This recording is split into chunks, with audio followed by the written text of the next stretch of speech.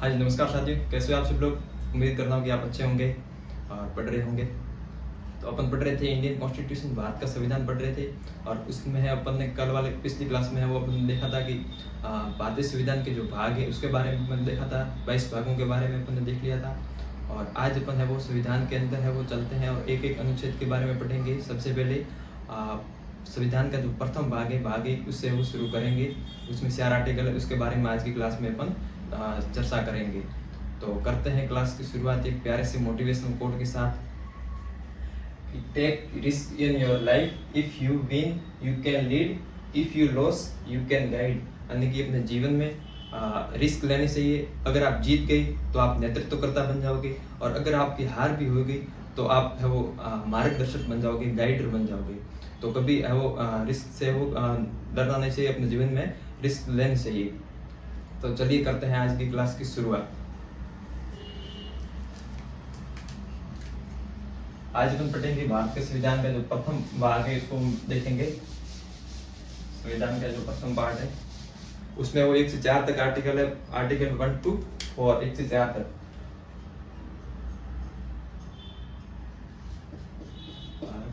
एक और इसमें कितने आर्टिकल है, तो आर्टिकल 1 से लगाकर 4 तक वो भारतीय संविधान के पहले भाग में है। और उसमें क्या है, भाग क्या नाम है, संघ व, भारतीय संविधान के जो पहले भाग का क्या नाम है, संघ और उसका राज्य क्षेत्र। संघ और उसका राज्य क्षेत्र, यूनियन एंड इट्स टेरिटरी। ये वो अपने संविधान के प्रथम भाग में है, संघ एवं उसका राज्य क्षेत्र। और इसमें 4 आर्टिकल 1 से लगाकर 4 तक।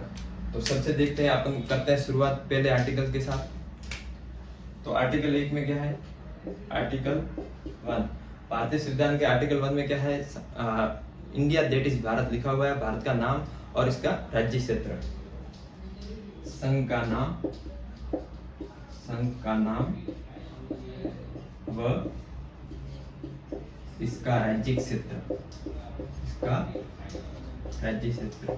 वो है वो आर्टिकल 1 में है, संघ का नाम और इसका राज्य क्षेत्र। इसमें लिखा हुआ इंडिया दैट इज भारत, यानी कि इंडिया यानी कि Bharat, India that is Bharat, पहले इंडिया लिखा हुआ है,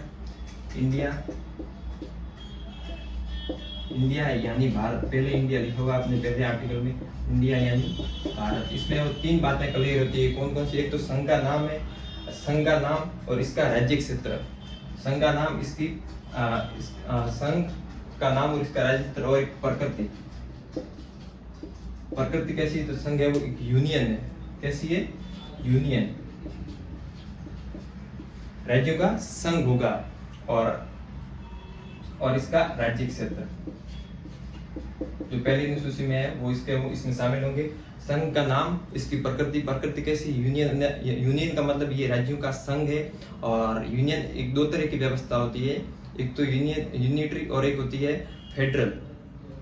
तो जैसे कि यूनियन कहाँ है, आपने देखा ब्रिटेन में यूनियन, पहले भी देखा ब्रिटेन में वो यूनियन व्यवस्था है। और फेडरल या परिसंघीय व्यवस्था वो है अमेरिका में, परिसंघीय व्यवस्था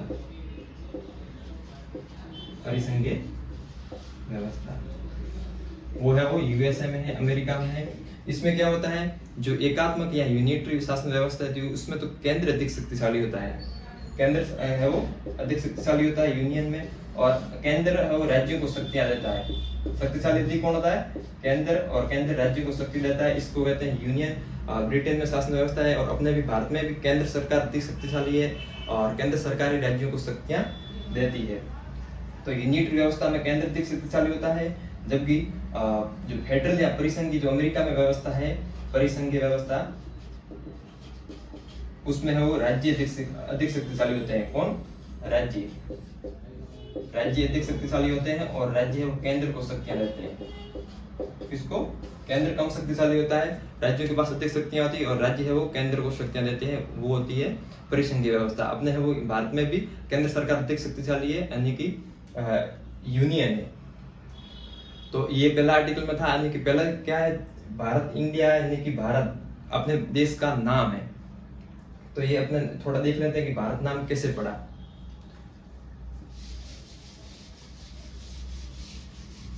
तो सबसे पहले तो विभिन्न है वो मतानुसार इसका मानते हैं कि भारत नाम कैसे पड़ा है। विष्णु पुराण में एक श्लोक चलता है कि उत्तरे से समुद्र से हिमाद्रचे दक्षिणम वर्ष तद भारत नाम भारतीय यत्र संतति। विष्णु पुराण में श्लोक चलता है, उसमें वो भारत नाम कहा गया है कि जो दक्षिण जो समुद्र है, समुद्र के उत्तर में और हिमालय के दक्षिण में जो भूभाग है उसे भारत कहा गया है विष्णु पुराण के श्लोक में। तो इस आधार पर नाम पड़ा भारत। और जो अपने संविधान निर्माता थे उनके सामने 3 ऑप्शन थे कि संघ का नाम क्या रखें, भारत रखें या फिर इंडिया या फिर हिंदुस्तान। ये 3 ऑप्शन थे उनके पास। ये हिंदुस्तान उर्दू शब्द है, इनको तो ये उर्दू शब्द है, इनको फिर इन्होंने वो नहीं माना और इन दोनों में से उन्होंने सोचा कि इसको रखें, अपने देश के नाम को भारत रखें या इंडिया रखें, पहले किसको रखें।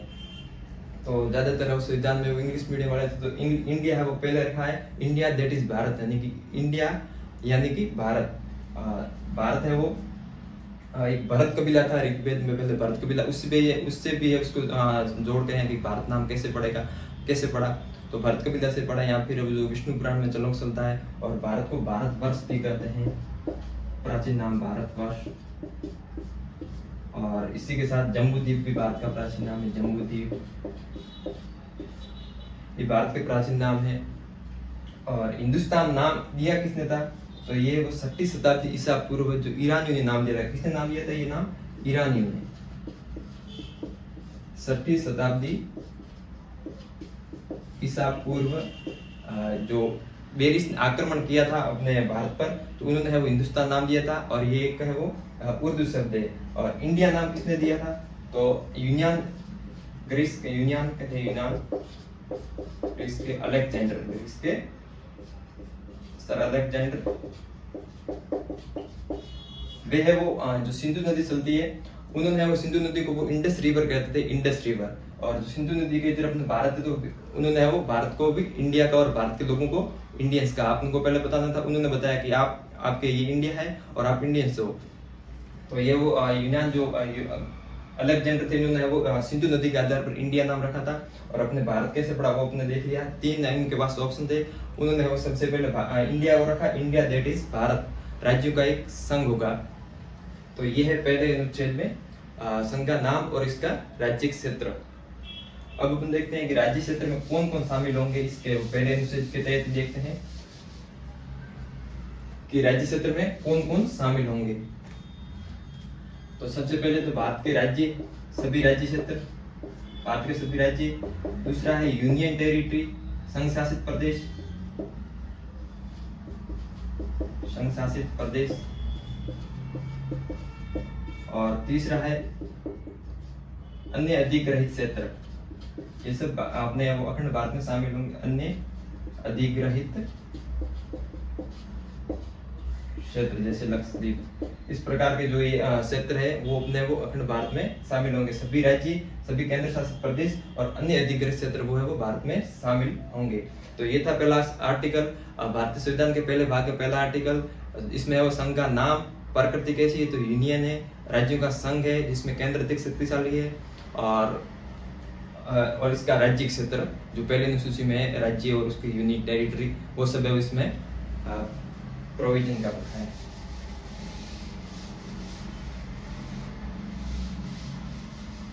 अब अपन देखते हैं आर्टिकल 2। आर्टिकल 2 में क्या है, तो अपने भारतीय संविधान के पहले भाग के आर्टिकल 2 में दे रखा है नए राज्यों की प्रवेश या स्थापना किसी, और यह है वो भारत से वो बाहर के राज्यों के लिए। किसके लिए, बाहर के राज्यों के लिए। भारत से जो दूसरा अनुच्छेद है वो भारत से बाहर के राज्यों के लिए है।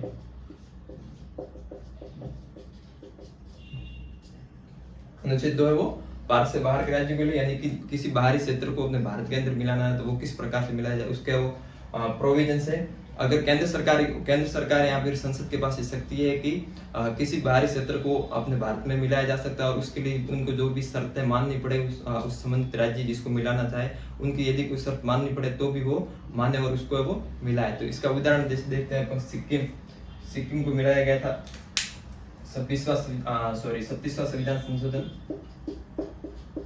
सिक्किम 37वां संविधान संशोधन किया था 1975 में, उसमें वो ये बाहरी राज्य भारत में मिलाया गया था। तो आर्टिकल 2 के तहत है वो बाहरी राज्यों को, भारत के बाहरी क्षेत्र उसको राज्य को भारत में मिलाने के लिए प्रवेश है स्थापन, उसके लिए वो आर्टिकल 2 है।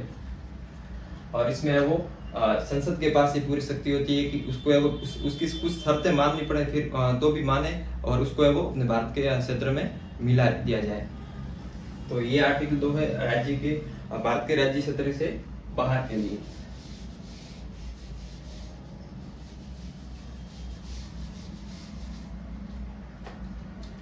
फिर अपन देखते हैं आर्टिकल 3। आर्टिकल 3 में क्या है, वो आर्टिकल 3 में है वो भारत के आंतरिक राज्यों में यदि कोई सीमा परिवर्तन करनी है, नाम बदलना है, क्षेत्र में बदलना है, यूटी को राज्य बनाना है, राज्य को यूटी, और दो राज्यों को मिलाकर एक राज्य बनाना है, एक राज्य के 2 टुकड़े करने हैं। तो इस प्रकार के जो प्रोविजंस है वो आर्टिकल 3 में है। नए राज्य का निर्माण, नए राज्य या राज्य का नाम परिवर्तन, राज्य का नाम में परिवर्तन करना, और क्षेत्र परिवर्तन, क्षेत्र पर सीमा में बदलाव, ये अपने भारत के राज्य के अंदर की बात कर रहे हैं, भारत के राज्य क्षेत्र सीमा बदलाव। तो ये वो आर्टिकल 3 में है। भारत के अंदर के राज्य को, जैसे कि आंध्र प्रदेश से वो लगकर तेलंगाना राज्य बनाया गया था, तो आर्टिकल 3 के तहत बनाया गया था। यानी कि भारत के राज्य के अंदर इसमें वो क्या होता है, 2 राज्यों को मिलाकर एक राज्य बनाया जा सकता है, 2 राज्यों को मिलाकर एक राज्य बनाया जा सकता है, एक राज्य बनाया जा सकता है। राज्य की सीमा में परिवर्तन किया कर सकते हैं, सीमा में परिवर्तन किया जा सकता है। क्षेत्र में, राज्य के क्षेत्रों में किसी राज्य का क्षेत्र को बढ़ाया जा सकता है, कम किया जा सकता है, क्षेत्र में परिवर्तन किया जा सकता है। नाम में बदलाव किया जा सकता है, राज्य का नाम है वो चयन करना तो वो संसद कर सकती है, नाम में बदलाव। किसी 2 राज्यों को मिलाकर एक राज्य बनाना है, एक राज्य के 2 टुकड़े करना है, एक राज्य के 10 टुकड़े करना है, 10 टुकड़ों को मिलाकर एक राज्य बनाना है, ये सारी शक्तियां संसद के पास है और आर्टिकल 3 के तहत है। और इसी के साथ यूटी को राज्य बनाना, केंद्र शासित प्रदेश से राज्य बनाना, राज्य को केंद्र शासित प्रदेश बनाना, अपने भारत के अंदर के जो भी राज्य क्षेत्र है उससे संबंधित ये आर्टिकल 3 है। इसमें सीमा, नाम, क्षेत्र आदि के परिवर्तन की बात की गई है। और अब अपन देख लेते हैं थोड़ा कि जो नए राज्य बनते हैं उसको क्या प्रोविजंस है, नए राज्य है वो कैसे बनते हैं। तो नए राज्य बनाने की क्या प्रक्रिया है, जैसे कि आंध्र प्रदेश से तेलंगाना बनाया गया था, तो क्या प्रोसेस है उसके बारे में देख लेते हैं थोड़ा। नए राज्य बनाने की प्रक्रिया, नए राज्य बनाने की प्रक्रिया कैसे है तो वो अपन थोड़ा देख लेते हैं। तो सबसे पहले तो जो नए राज्य संबंधित जो बिल है, प्रस्ताव है, वो किसी भी सदन में पेश किया जा सकता है। उच्च सदन, निम्न सदन, लोकसभा या राज्यसभा, संसद में किसी भी सदन में पेश किया जा सकता है। तो सबसे पहले तो अपन है वो जो विधेयक है, बिल, उसको किसी भी सदन में पेश किया जा सकता है। राष्ट्रपति की जरूरी, राष्ट्रपति की पूर्वानुमति, राष्ट्रपति से पहले अनुमति लानी पड़ेगी उस राज्य को, 2 राज्य नया राज्य बनाने संबंधित, और फिर वो किसी भी सदन में पेश किया जा सकता है। तो राष्ट्रपति की पूर्वानुमति, प्रायर अप्रूवल ऑफ प्रेसिडेंट, राष्ट्रपति की पूर्वानुमति से किसी भी सदन में पेश किया जा सकता है, चाहे अपर हाउस हो चाहे लोअर हाउस, किसी भी सदन में विधेयक को पेश किया जा सकता है, लेकिन राष्ट्रपति की पूर्वानुमति आवश्यक है। फिर है वो फिर जो ये विधेयक है, जिन राज्य को बनाना, जिस राज्य से नया राज्य बनाया जा रहा है, तो जो राज्य प्रभावित हो रहे हैं तो उसमें वो इस प्रस्ताव को भेजा जाएगा, उस राज्य के विधानमंडल को ये प्रस्ताव भेजा जाएगा। संबंधित संबंधित राज्य अलग अलग, जैसे कि दो राज्य प्रभावित हो रहे हैं तो उस दो राज्यों को मिलाकर एक राज्य बनाना है, तो जिसमें दोनों राज्य प्रभावित होंगे, जिन दोनों राज्यों की सीमा में बदलाव होगा, तो इसलिए वो दोनों राज्यों में वो प्रस्ताव अलग अलग भेजा जाएगा, दोनों राज्यों में अलग अलग प्रस्ताव भेजा जाएगा। संबंधित राज्य के विधानमंडल में, संबंधित राज्य के विधानमंडल में है वो जो प्रस्ताव है वो बिना प्रस्ताव भेजा जाएगा। संबंधित राज्य दोनों राज्यों के और फिर है वो राष्ट्रपति ये सीमा टाइम निश्चित कर देता है, समय सीमा है वो राष्ट्रपति निश्चित कर देता है, जैसे कि 2 माह का समय देता है संबंधित राज्य को, वापस है वो उस जो प्रस्ताव है उसके बारे में जो स्वीकार है अस्वीकार है हाँ ना उसके बारे में वो 2 महीने का यहाँ समय दे सकता है राष्ट्रपति, या बढ़ा भी सकता है। समय सीमा तय कर देता है, राष्ट्रपति क्या करता है समय सीमा को तय कर देता है, जैसे कि 2 माह के अंदर इसका वो जवाब मिलना चाहिए। यहाँ अगर राष्ट्रपति चाहे तो और भी बढ़ा सकता है, प्लस 2 माह के अंदर और भी बढ़ा सकता है कि 2 माह के अंदर आप है वो इसका वो जवाब दे देना।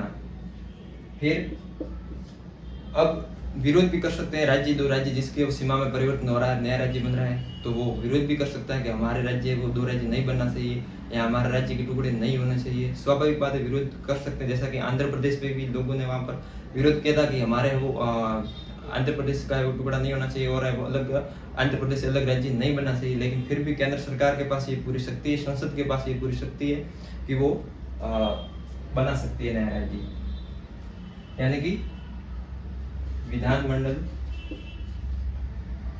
जो विधानमंडल है उसके वो हाँ ना या फिर उसके जो अस्वीकार है स्वीकार है उससे वो केंद्र सरकार या फिर संसद के या राष्ट्रपति की सेहत पर कोई फर्क नहीं पड़ता, यानी कि वो स्वीकार करे तो अच्छी बात है, अगर नहीं स्वीकार करे तो भी संसद के पास पूरी शक्ति है नए राज्य बनाने की।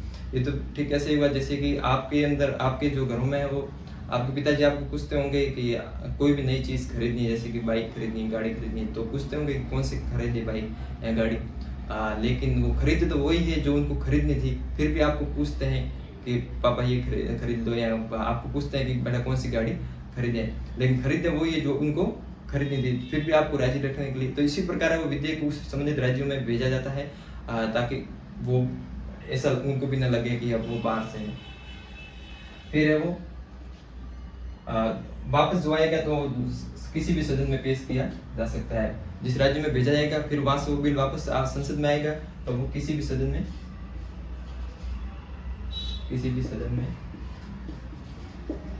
पेश किया जा सकता है। और फिर है वो उसमें वो सिंपल मेजोरिटी से बिल पास होना चाहिए। कैसी सिंपल यानी कि साधारण बहुमत से, साधारण बहुमत से लोकसभा में वापस आया बिल, लोकसभा में साधारण बहुमत से वो बिल पास होना चाहिए। साधारण बहुमत का मतलब है जो भी उपस्थित सदस्य हैं, जो भी उपस्थित मेंबर है उसका है वो बहुमत होना चाहिए। जैसे मान लो उस दिन है वो जिस दिन ये बिल आया था उस दिन है वो उस बैठक में लोकसभा में 300 सदस्य उपस्थित थे, तो 300 का साधारण बहुमत होगा। साधारण बहुमत कितना होगा 151, 300 बटा 2 प्लस 1 151, जो जिस पक्ष में होंगे वो प्रभावी होगा या फिर वो मान्य होगा। और ये दोनों सदनों में, लोकसभा में पारित हुआ तो लोकसभा में वो साधारण बहुमत से, फिर वो राज्यसभा में भी साधारण बहुमत से, दोनों सदनों में अलग अलग है वो साधारण बहुमत से बिल पास होना चाहिए। राज्यसभा में भी साधारण बहुमत से वो ये बिल पास होना चाहिए और फिर वो नया राज्य का गठन हो जाएगा, फिर न्यू स्टेट बन जाएगा। और इसको है वो एक स्टार बना के लिखना, राष्ट्रपति जो ये नए राज्य संबंधित बिल बनाने, नए राज्य संबंधित जो बिल होता है उसको है वो पुनर्विचार के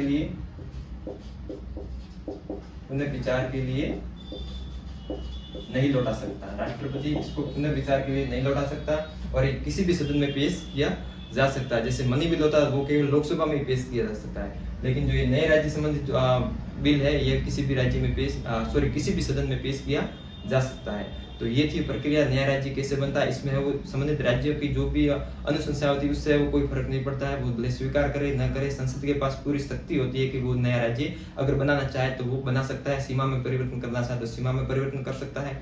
राज्य को यूटी बना सकता है, यूटी को राज्य, वो सब का अधिकार है और सब शक्ति है पूरी वो संसद के पास है। तो ये अपने देख लिया कि नया राज्य कैसे बनता है। जैसे कि दूसरे में तीसरे आर्टिकल में अपने देखा था जो भारत के अंदर के जो राज्य है उसको वो एक राज्य से दो राज्य कैसे बना, तो राज्य निर्माण की जो प्रक्रिया होती है, जो प्रोसेस होती है, उसको अपन ने देख लिया है। अब अपन देखते हैं आर्टिकल 4। आर्टिकल 4 में क्या है। आर्टिकल 4 जो जैसे पहले भाग में आर्टिकल 1 लगाकर 4 तक ही है, तो अपने 3 पढ़ ली। अब देखते हैं अपना आर्टिकल 4। आर्टिकल 4 में क्या है, तो आर्टिकल 4 में ये प्रोविजन है कि दूसरे व तीसरे, यानी कि ऐसे लिखें अपन, पहली व चौथी अनुसूची, दूसरा तीसरा आर्टिकल था पहली व